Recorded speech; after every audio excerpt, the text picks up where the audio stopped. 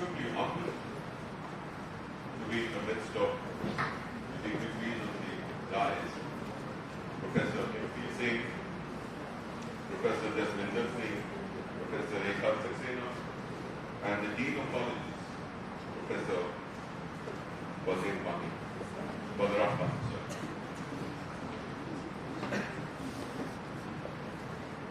My pleasure knows no bounds because this is a subject on which I love to speak.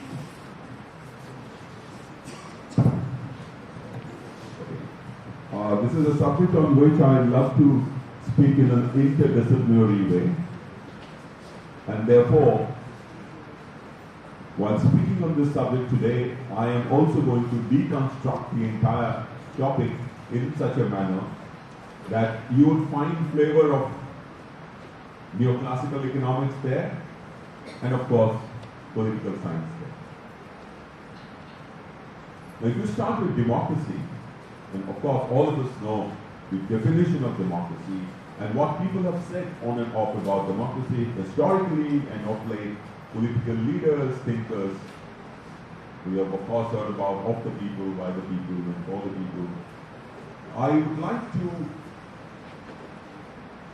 posit that democracy, is it an end in itself? Or is it a means to an end? If you look at, when we write answers for the civil service examination, or I'm sure in the university, you take the Latin word of democracy, what it means, and start writing about it. But the basic question is it a means to an end, or an end to, or it is just an end in itself? Most of the historical literature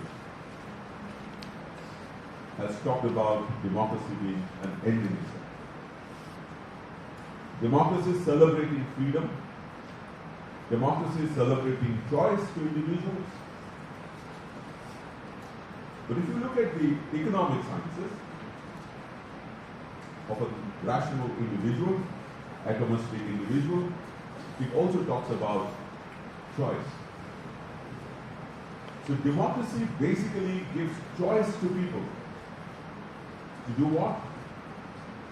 To determine their lives, as Professor Jaswinder ji said about their aspirations. How to achieve those aspirations. And therefore democracy is merely a means. And this, as opposed to autocracy, is something in which people have the freedom to exercise their choice, which is what an economist also would want his actor to be in a free market. In economics, we have, those of you who have basic knowledge of economics, would know about something called the principal-agent problem. There is a principal, let's say, the shareholders of a company, they are the principal. And who is the agent of these shareholders? It is the managing director and the board of directors. Now, in a democratic setup, in a democratic polity, who are the principals? It is the people. And who are the agents? It is the members of parliament, the representative, whoever. The entire government is basically an agent of the principle that is the people of the country. And this principle, they exercise their choice through the process of voting, a democratic process, an institutional mechanism that is presented and that has been adopted by them, to select these people who would fulfill their aspirations. This is the deconstruction I am doing of democracy from a lens of political science and economics. Having done so, I would now come to a point where I would like to deconstruct opposition as well. In a democracy, of course, we have heard about this Dissent is a part of democracy, dissent and democracy go together. We cannot have democracy without proper dissent. Dissent is a safety valve. We have to do all this. These are cliched kind of stuff which we have heard about, we have talked about, and we all know about, we celebrate that, we know this. But I am going to present a picture in which I say that opposition doesn't really necessarily come from opposition parties. Sources of opposition are far too many in a democracy. And that is the beauty of democracy. Democracy offers choices to people to exercise their vote. That is just one aspect. Democracy also offers people choice to do many other things, exercise their voice through many other means, through civil society organizations, through non-governmental organizations, through students groups, through political parties, through mass media, through several other ways. Political parties also have a role to play, but that's not all that democracy is about. So a successful democracy, deepening of democracy, requires opposition to come not just from political opposition parties, but also from other sources. And when that thrives, then the deepening of democracy takes place. Now these sources of opposition, they have played a constructive role. If you look at the Jan Lokpal bill, it's a creation of civil society. It started with civil society. If you look at some of the revelations of scams that have taken place in this country, it has come through a partnership between civil society, judicial groups, and also some political elements. So these collaborative efforts have also given rise to criticism to shape democracy, to shape or rather deepen democracy. There have been several instances in which mass media, and that's why they are called the fourth estate, or the fourth pillar of our democracy set up, our constitution, besides the executive, legislature, and the judiciary, they have played a signal role in giving a voice to opposition and shaping the policies of the ruling government and therefore deepening democracy. So when we talk about constructive opposition, this constructive opposition has to come not just from political parties, it has to come from all these different sources. Please remember, we are living in an inclusive society, particularly in our country which celebrates diversity, which celebrates intercultural collaboration, intercultural mingling of faith, religion, and cultural relations. Each one influences and shapes the other. So a constructive opposition in the media space could actually influence a constructive suggestion in the opposition political party space too, and vice versa. So I think the moot point that we have to think about, which I want to make a case before you, is that this constructive opposition has to come from all different sources. How often we hear about trial by media? Well, the trial by media is itself destructive. It influences the other sources of opposition as well, because each one is trying to outwit the other. So think about this, that each one has a role to play in shaping and deepening democracy from a point of view of giving constructive feedbacks, and it is not just the political parties, and it is the political opposition parties which also get influenced by what is coming out from the other sources of criticism. So in each sphere, the contribution can be made. Now coming to the point of aspirations of people, deepening of democracy, and the thing I talked about, the democracy is not just an end in itself by giving you a right to vote freely without being biased by anybody. I am reminded, I took this particular line from Ambedkar, and he defined democracy in a very different way. he says that it is a form and a method of government whereby revolutionary changes in the economic and social life of people are brought about without bloodshed. So this is the definition, this is the aspiration of India. This is actually the aspiration of the people who are going to the booth to vote.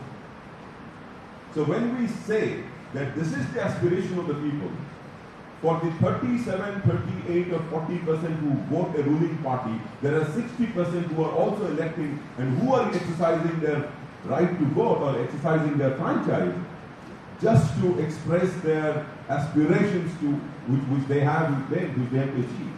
So the opposition itself has a role to meet the aspirations of the people. So to believe that the ruling party and the opposition party have counter purposes in achieving people's aspiration is just fooling ourselves. Because the people always want through their vote to achieve what they have their goals set for.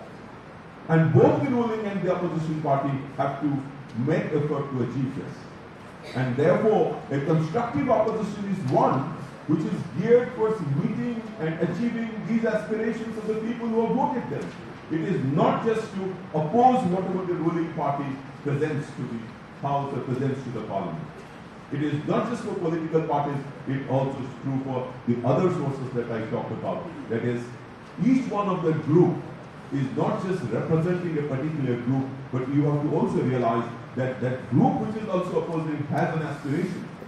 So when a disruption takes in Parliament, when houses do not function, and it is due to the ruckus created by, let us say, opposition parties, what is in effect is happening, the people who have voted for them, they have not been heard. Their aspirations have not been expressed. And these aspirations are now being expressed only by the ruling party present there, even though, being the ruling party, it is their mandate, it is their duty to listen to them, but it is the greater role of the opposition to voice it in the floor of the House, through debate and discussion, and not through disruption.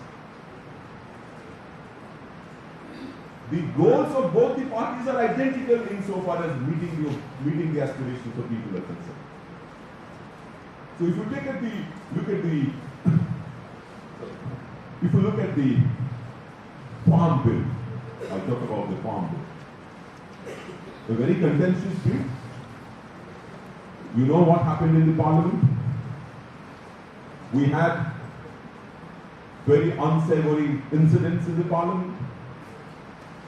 But if you look at the records of the Parliament, you will find that there were discussions. It is not true that there were no discussions. It's a different matter that these discussions were held only by the ruling party members, because the opposition chose to create disruption and were suspended or walked out. Now, in such a situation, what was the role of my party? We stayed in the Parliament, we spoke about the bill, we suggested to the government that we cannot accept the bill in its present form and therefore should be sent to the select committee for discussion. Isn't this the role that the opposition should be playing wherever it is required to oppose a policy, not on party lines, not on ideological basis, but on issues affecting the people of the country or people of the state that they represent?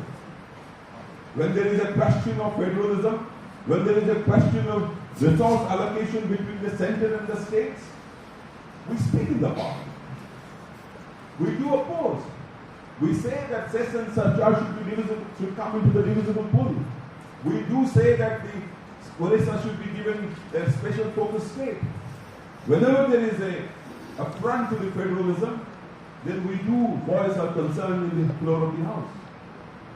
I think the logic that I have given before you, the rationale that I have given before you, would make you realize that the opposition parties, by creating disruption, by not participating in discussions, are actually doing a disservice to the same people on on whose strength they are supposed to be claiming this disruption. They are doing a disservice to them because they are not airing their voice in the floor of the house for which they have been sent. And therefore, the constructive criticism would mean not disruption, but listening to speak and speaking to listen. There cannot be a situation where you could only be speaking and would not listen to the other side. The same applies to both the sides, the treasury benches as well as the opposition bench. Various political parties, including ours, we have our internal principles. For example, never to go to the well of the house to shout with placards and slogans. But when we have a big issue about the state, for example, procurement of parboiled rice by the central government, this is an issue which affects the farmers. And it's an issue which concerns us in the state. It's one of the most important issues in several parts of our state. When we had to raise this issue, we did go to the well of the house. We didn't come with placards. We didn't shout at the top of the voice. We didn't climb up to the desk of the Secretary General. What we did, that we stood up in our own chairs, all the members together, and talked about the same topic, one after the other. The point was moved. Therefore, when I thought about this topic of deepening democracy and role of constructive criticism, I made a comparison with the process, the procedure followed in other countries. Made some kind of study.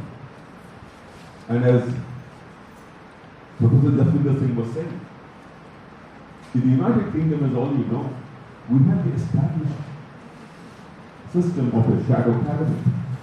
For every policy of a particular minister on an issue that is formed, that is announced or implemented by the ruling party, there is a healthy criticism of what happens. If things go wrong, what are the inputs to improve it further? Now this is called constructive criticism. Criticism is a feedback. The feedback could be positive, could be negative. A feedback which is negative is not to be construed as being against the government. A negative feedback is only to improve matters. Those of us who are students of PhD here, and some of us who have already completed the PhD, would know that the basic rigor of a doctorate degree is to question the existing paradigm. When you question the existing paradigm, then you reach new knowledge, you add new knowledge, and you reach the envelope. And therefore, if you pitch that particular principle into the political space, you realize that no public policy, no government effort can be completely beneficial on its own right unless it faces some kind of criticism, skepticism, as they say in doctorate PhD students. They are told that be skeptic about what you read, what you see, because unless you question, you don't improve, you don't add new knowledge. Similarly, in public policy, unless you question, you do not improve public policy. Now that is the role that this ruling party should be following. But the point is, these questions have to be put in a manner in which, as I said, to represent or to achieve the aspirations of the same people who have elected you. They have not elected you to disrupt and not pose this question. The opposition criticism does not mean raucous or rancor. Opposition criticism means value addition. A constructive criticism means add value to what the people are already listening. If it can be done in a better manner, the institutional mechanism already prescribed in our constitution, as some of you would know, is, for example, the institution of the CAG. The Comptroller and Auditor General of India's job is to take out audit reports. It evaluates the performance of implementation of various government schemes and finds out mistakes as regards their economy, efficiency and effectiveness, and reports back to the Parliament, to the various Public Accounts Committee, of the Committee on Public Undertaking, as to what has gone wrong and what needs supports correction. So this particular opposition view or negative feedback is already ingrained in our system. What you see today, both inside and outside Parliament, is that this particular space has been occupied by chaos, by rancor, as I said, and by rockets. It is not by healthy debate, healthy arguments against what is happening, with proof, with data, with evidence.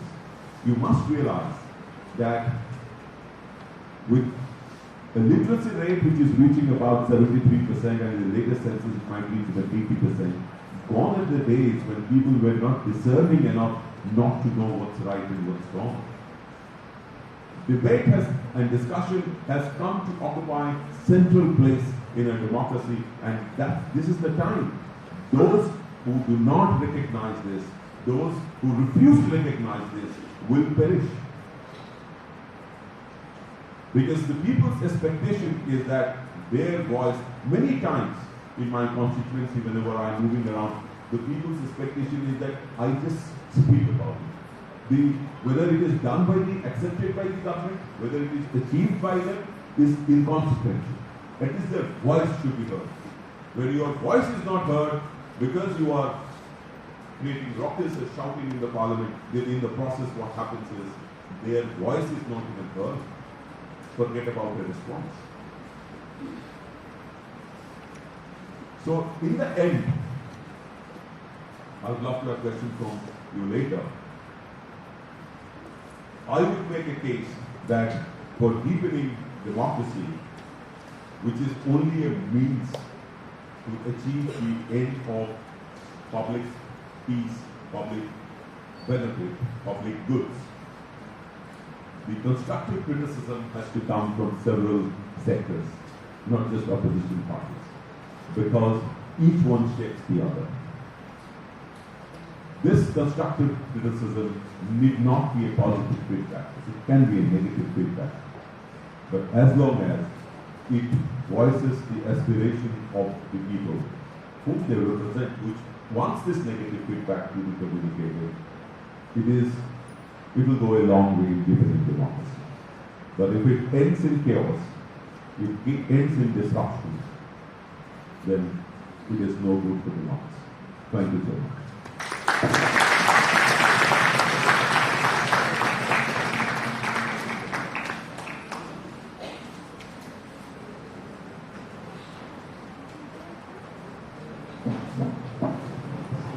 I now request our chair, Professor M.P. Singh, to give a few remarks.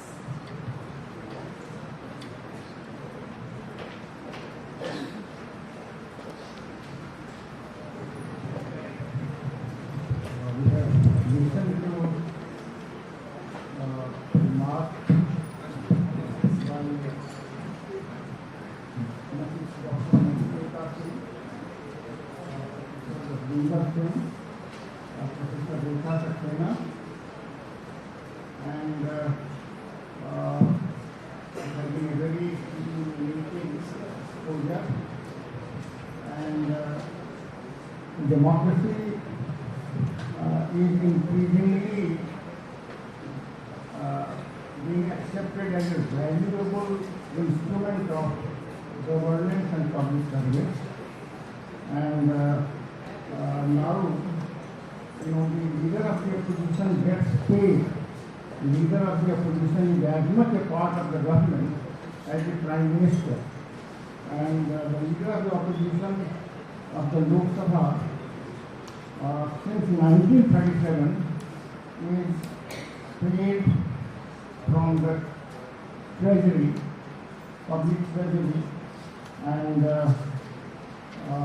other incidental benefits are also accorded to facilitate the work. So, I think we have had a very interesting discourse, and now it's time for opening the floor for your comments and questions.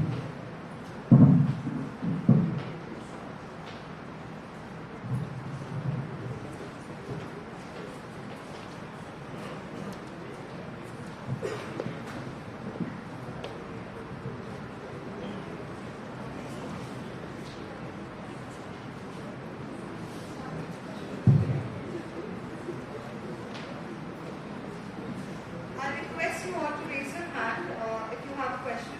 Yes, in the front row. Okay, so good afternoon everyone. I'm Alicia from Satyavati College. My question is, sir, do you think we need to strengthen internal democracy within the parties to allow constructive opposition within the parties also?